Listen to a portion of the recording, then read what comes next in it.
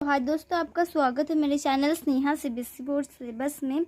आज हम लोग क्लास 6 का जो है social science chapter 2 continents and oceans का पार्ट 1, पार्ट 2 एंड पार्ट 3 मैंने पहले ही अपलोड कर दिया है। एंड दैट उसमें मैंने क्या किया था, आपको चैप्टर एक्सप्लेनेशन कराया था। अब इसमें भी हम थोड़ा सा चैप्टर बाकी है तो उसको एक्सप्लेनेशन कर लेते हैं। Okay, so that's now begin. ठीक है, चलिए।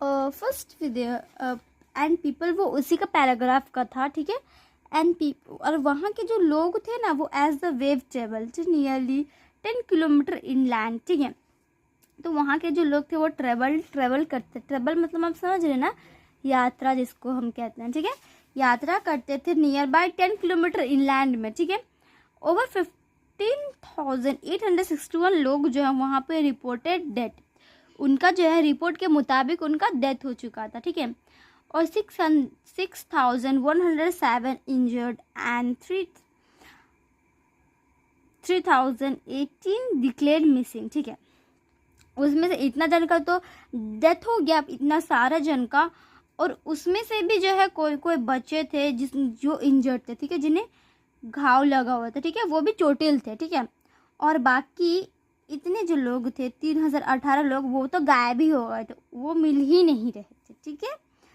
The affected area was devastated and some of the towns were reduced to a pile of rubble. ठीक है, वहाँ पे जो है ना कुछ कुछ डिवेस्टेड हो गया था, कुछ कुछ टाउन तो पूरा उड़ ही चुका था। ठीक है, नहीं कुछ भी दिख ही नहीं रहा, बिल्कुल डिस्ट्रॉय हो गया था। We see here also.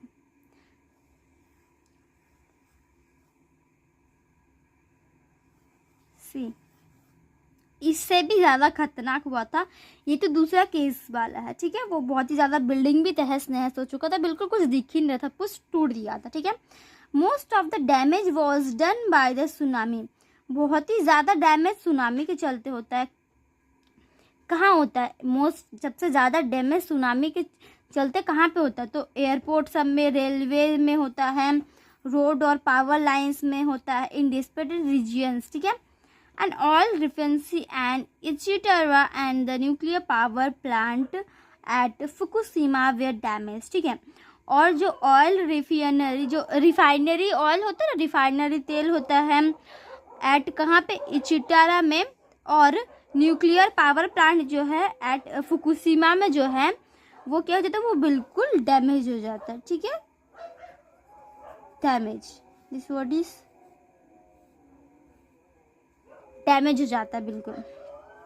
So the danger of radiation leaks lead to mass evacuation and displacement of person. ठीक है, तो इसके चलते जो डेंजर रेडिएशन होता है, वो लीक्स होता है, लीड होता है मास इवैक्यूएशन, और वो डिस्प्लेसमेंट है, किसी का भी किसी भी इंसान का डिस्प्लेसमेंट। ठीक है, मैंने आपको इसके पहले वीडियो में बताया भी था कि डिस्प्लेसमेंट और डिस्टेंस क्या होता है। ठीक है, next the 2004 Indian ocean tsunami. 2004 में जो इंडियन ओशन में जो सुनामी आया था उसके बारे में। ठीक है ना, ऑन 26 दिसंबर 2004, 26 दिसंबर 2004 में जो है massive under Asia earthquake measuring 9.5 on the Richter scale occurred near the west coast of Sumatra, Indonesia. Okay ना, तो ये जो है अर्थक्वेक आया था, भूकंप आया था। ठीक है ना, अंडर एशिया, अंडर सी। ठीक है ना, सागर के अंदर। ठीक है ना, सागर के अंदर जो है पूरा सुनामी आया था। ठीक है ना, मेजरिंग 9.5 रिक्टर स्केल का जो अक्यूट नियर था वेस्ट कोस्ट में, सुमत्रा, इंडोनेशिया में। ठीक है ना, Indonesia. This under sea earthquake occurred due to the movement of lithosphere plates.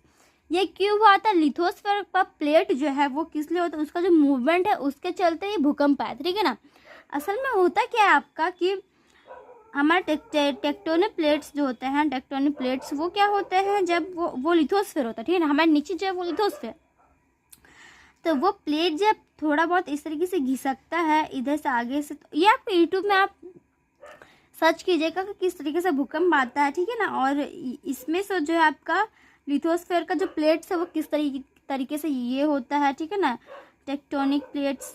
ठीक है, ये सारे आपको देख लेनी है। ठीक है, ये टेक्टोनिक प्लेट्स किस तरीके से आपका टकराता है उसे क्या अर्थक्वेक जो आता है, इस तरीके से आप देखेंगे तो आपको मिल जाएगा, ठीक है ना। Massive floor title near by 10 to 20 metre wide, ठीक है।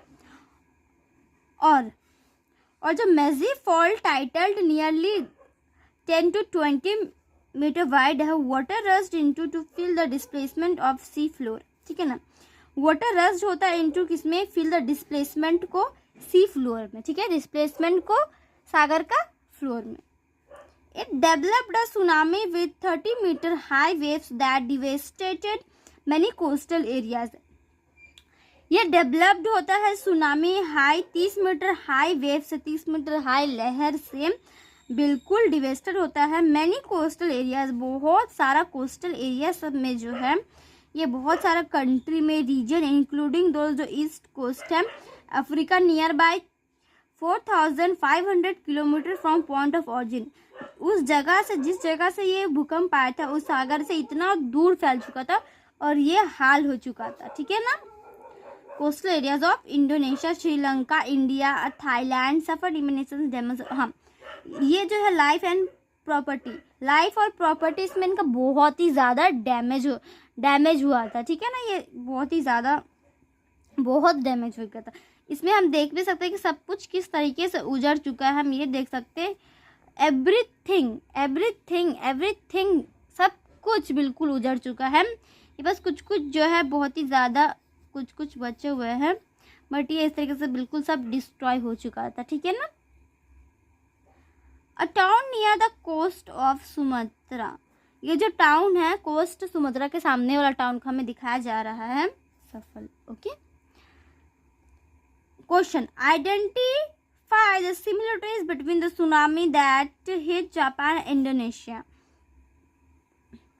अब हमें ये खोजना है किसके बीच में, ठीक है, हमके इसके बीच में जो है सेम चीज़ खोजना है, सुनामी जो हिट हुआ जापान और इंडोनेशिया में हुआ था, ठीक है ना, उसके बीच कुछ अगर सिमिलर हुआ कि कैसा सिमिलर हो कि कल तो ऐसा टाइप का मतलब होता है ना सिमिलर, जैसे कि हम देखें उस तरीके से क्या सिमिलर हुआ आपको आइडेंटिफाई करना है, ठीक है।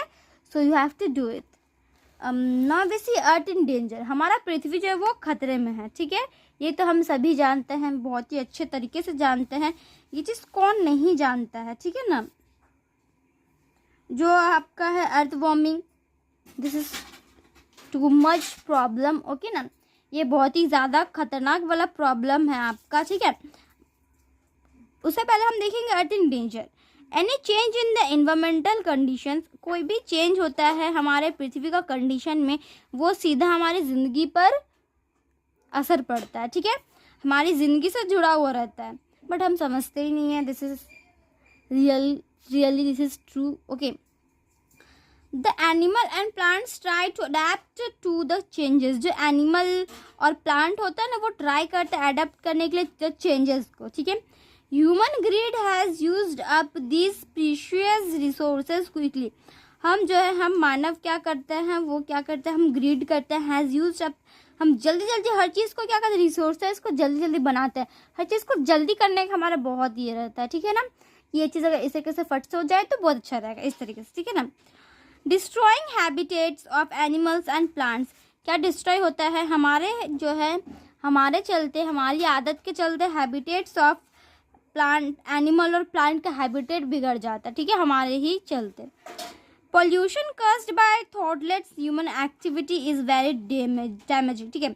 पॉल्यूशन क्या होता है हमारे चलते, हमारा काम के चलते ही पॉल्यूशन होता है और बहुत ही ज़्यादा डैमेज करता है, ठीक है। Factories and power stations pure dirt smoke and poisonous gases into the air, ठीक है। फैक्ट्री का और जो पावर स्टेशन का जो प्योर डर्ट होता है, बिल्कुल प्योर डर्ट होता है, गंदा डर्ट होता है, वो स्मोक व धुआं के जरिए पूरा हमारा जो है ना गैस जो है जहरीला गैस पूरा एयर में फैल जाता है, ठीक है। ये बहुत ही ज़्यादा पॉइजनियस है, ठीक है, ये बहुत ही ज़्यादा पॉइजनियस क्या कह सकते हैं। Water is polluted with toxic chemicals oils and sewage, ठीक है ना।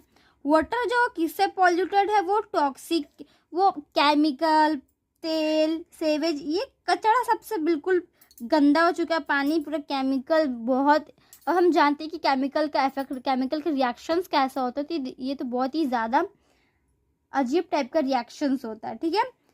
The soil is damaged by chemical fertilisers, pesticides and by acid rain caused by air pollution, ठीक है। तो जो देखिए, अब वो तो हमने जान लिया एयर किस तरीके से पॉल्यूट होता है, ठीक है ना, वो किस तरीके से पॉल्यूट करता है। अब हम जानेंगे कि मिट्टी किस तरीके से डैमेज होता है। केमिकल जो फर्टिलाइजर्स होता है, जो जिसको हम सार बोल सकते हैं, जो हम प्लांट के लिए यूज़ करते हैं, फर्टिलाइजर्स उपजाऊ बनाने, ठीक है ना। फिर पेस्टिसाइड्स मतलब जो हम कीड़ा को मारने के लिए जो दवाई यूज़ करते हैं, आजकल तो केमिकल वाला स्प्रे करते हैं वो वाला। और जो एसिड रेन होता है कस्ड बाय एयर पोल्यूशन, वो एयर पोल्यूशन के चलते ही एसिड रेन होता है, जिससे हमारा सॉइल भी डैमेज हो चुका है, ठीक है। Excessive carbon dioxide, methane and other greenhouse gases added to the atmosphere by burning fuels, waste and cutting forest have lead to global warming, ठीक है। अब क्या है, कार्बन डाइऑक्साइड, मीथेन और दूसरा जो ग्रीन हाउस का गैस सब कुछ ऐड है एटमॉस्फेयर में, बर्निंग फ्यूल्स और जलता हुआ फ्यूल, सब कुछ वेस्ट एंड कटिंग फॉरेस्ट, और जो कटा हुआ फॉरेस्ट, जंगल पूरा कटा हुआ, सब कुछ इस तरीके से पूरा डिस्ट्रॉय हैव लीड टू, यही सब ग्लोबल वार्मिंग का कारण है, ठीक है। This happens when too much heat of the sun in trapped by the greenhouse gases, ये तब होता है जब बहुत ही ज़्यादा सन जो है, सन का गर्मी जो है वो ग्रीन हाउस में इफेक्ट करता है, ठीक है, बहुत ही ज़्यादा गर्मी, ठीक है। गर्मी के चलते ही ग्लोबल वार्मिंग है और नथिंग एल्स, ठीक है, गर्मी के चलते ही। It is a serious concern because it could threaten human existence on earth, ये बहुत ही ज़्यादा सीरियस कंसर्न है, ठीक है, बहुत ज़्यादा सीरियस प्रॉब्लम है, क्योंकि जो है ये थ्रेटन ह्यूमन एग्जिस्टेंस ऑन अर्थ, ठीक है, ये ह्यूमन अर्थ, हम तो अर्थ में ही रहते हैं, अगर ये भी डिस्ट्रॉय हो गए तो हम तो कहीं रह नहीं सकते, और कोई प्लानट वैसा है नहीं, मंगल में खोज किया जा रहा है, बट उतना ज़्यादा वो ज़्यादा क्या है ना, वहाँ पे एयर अभी बहुत कुछ चाहिए होता है, जैसे हमारी पृथ्वी में एयर, प्लांट्स, जैसे प्लांट से हमें ऑक्सीजन मिलता है, वो ऑक्सीजन तो हमें चाहिए ही चाहिए, वरना किस तरीके से हम रहेंगे, तो ऐसा है, ठीक है। इसीलिए हमें जो है क्या करना चाहिए, प्लांट्स लगानी चाहिए। With a few degrees increase in temperature, climate change would set in and the polar ice caps would melt to cause a dramatic rise in sea level and floods in coastal areas, ठीक है। अब क्या जो है, कुछ degree increase होता है temperature जो है ना, गर्माहट में, अब देखिए गर्माहट अब कम नहीं, अब गर्माहट बढ़ने ही लगा धीरे धीरे, जैसे जैसे गर्माहट ज़्यादा इंक्रीज होने लगता है, बढ़ने लगता है, तो क्लाइमेट का जो चेंज है ना वो सेट होते रहता है। और जो पोलर आइस कैप्स है, पोलर आइस कैप्स, देखिए पोलर आइस कैप्स नाम है तो इसलिए हम पोलर बियर भी बोलते हैं, बियर को, वहाँ का वाइट बियर, बट वो तो अभी ख़त्म ही होने जा रहा है, ठीक है। तो जो वहाँ का जो पोलर आइस कैप्स है वो धीरे धीरे पिघलने लगा है, डेमोक्रेटिव rise in sea level and floods in coastal area, और कोस्टल एरियाज में पूरा पानी बन के क्या उस तरीके से, या फिर बिल्कुल बर्फ में ही गिर जा रहा है, ठीक है ना।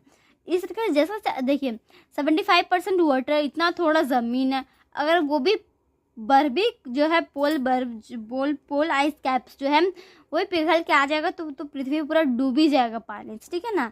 लेकिन क्या कर सकते हैं, अर्थ वार्मिंग की हीट के चलते ऐसा ही हो रहा है। अब hot and dry climate in other places would destroy crops and threaten wild life with extinction.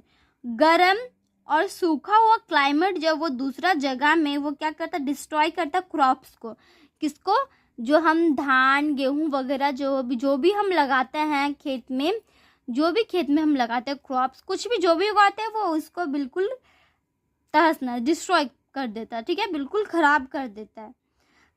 Threaten wild life with existence, इसके चलते जो है ना, मानव का तो नहीं, एनिमल्स का, वाइल्ड लाइफ का बहुत ही ज़्यादा खतरा है, जीवन उनका, बहुत कुछ तो जानवर लुप्त हो चुके हैं और कुछ तो लुप्त होने भी वाला है।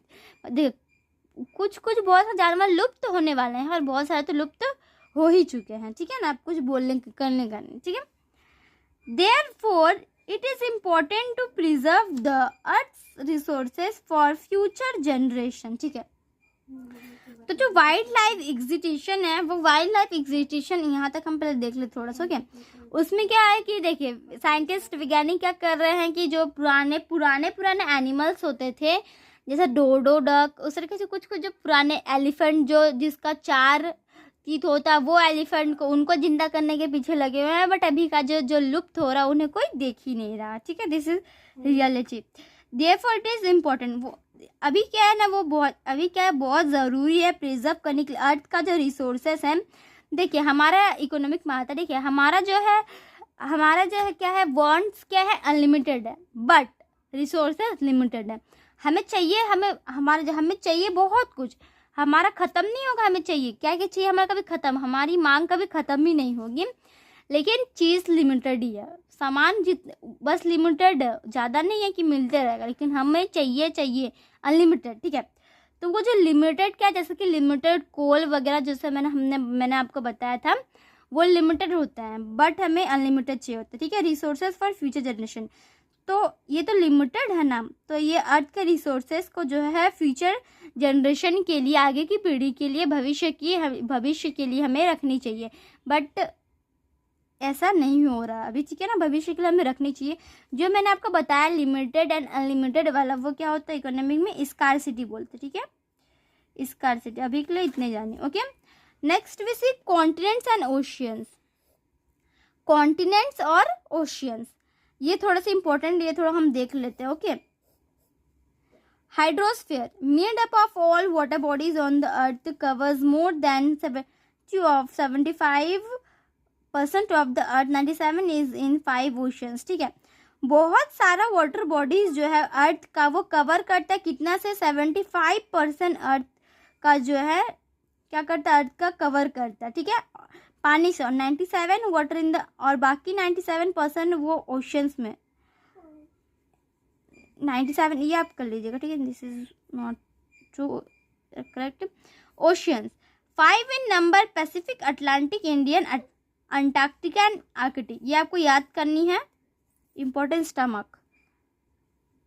लिथोस्फीयर क्या लेयर है, आउटर लेयर, ठीक है, ऑफ द अर्थ का ऊपरी परत, ठीक है ना। Continents 7 in number, Asia, Africa, North America, South America, Europe, Antarctica और ऑस्ट्रेलिया, ठीक है।